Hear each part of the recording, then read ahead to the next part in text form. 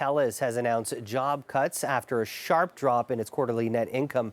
The Vancouver-based telecommunications company says the cuts includes 4,000 workers at its main business and another 2,000 at Telus International.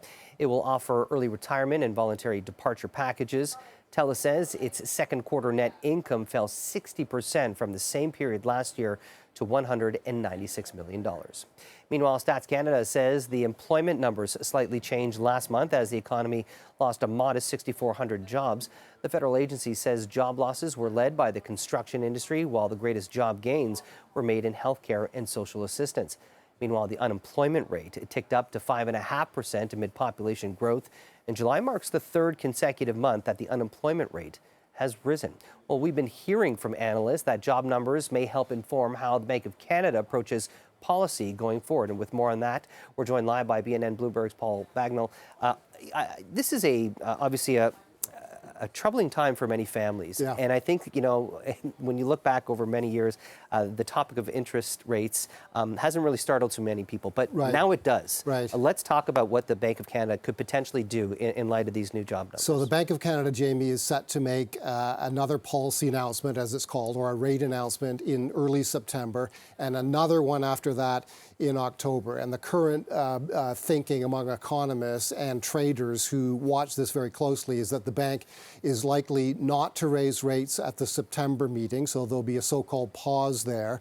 But the majority betting is still on another quarter-point increase in October as probably the final rate hike in this long cycle of rate hikes that began in March of 2022. Now, the jobs data we got this morning has people thinking that October rate increase has become less likely. What I'm seeing is that in the so-called swaps market, where interest rate derivatives are traded, there's now a 66% chance being expressed by that market that the Bank of Canada does raise rates in October.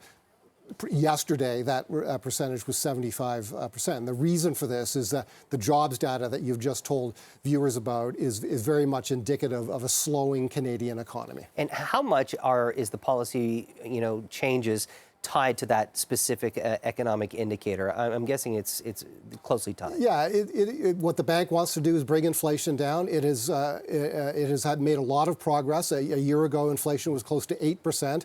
The most recent reading was 2.8%. The bank wants to get it down to 2%, and it wants evidence that if it gets it down there, that it will stay there. And so today's data, a higher rate of unemployment would be a factor that would weigh against inflation. One other piece of data that pushes the other way is that wages are still growing fairly rapidly in Canada. That's good news for workers, but it can feed into inflation. So all of these economic data points, they really all culminate in the rate of inflation. And we will get another reading, I think, in the middle of this month on Canadian inflation. That will be crucial. How do these numbers are affecting the markets today?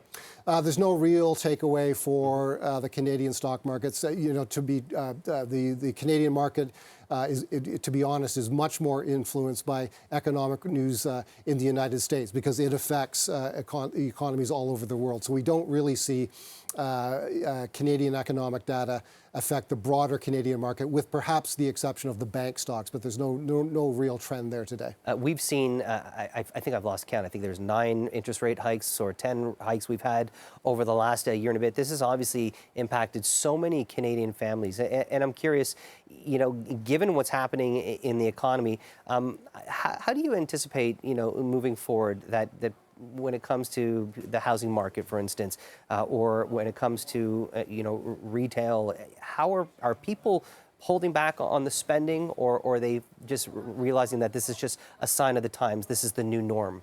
Well, I think the good news is that this period of rate hikes almost certainly is very, very close to being over now. So the pressures that Canadian families, and they're very real, mortgage payments for people with variable rate mortgages have increased in many cases by hundreds of dollars a month, and families have had to decide to spend less on this and more as they must on the mortgage payment. The good news is that cycle of increases is very nearly at the end. The more bracing news, I guess, is that there are not a lot of economists predicting interest rate cuts from the Bank of Canada even in 2024. I think if we're going to see reductions in the Bank of Canada rate, and the bank would do that to spur economic growth, to do exactly the opposite thing it's trying to do right now, that if it's going to happen is likely a 2025 event. And this generation, not necessarily used to these rates, Right. but historically, they've been much higher. Right. I mean, when I was young, in my still young, by the way, Paul. in my 20s or so,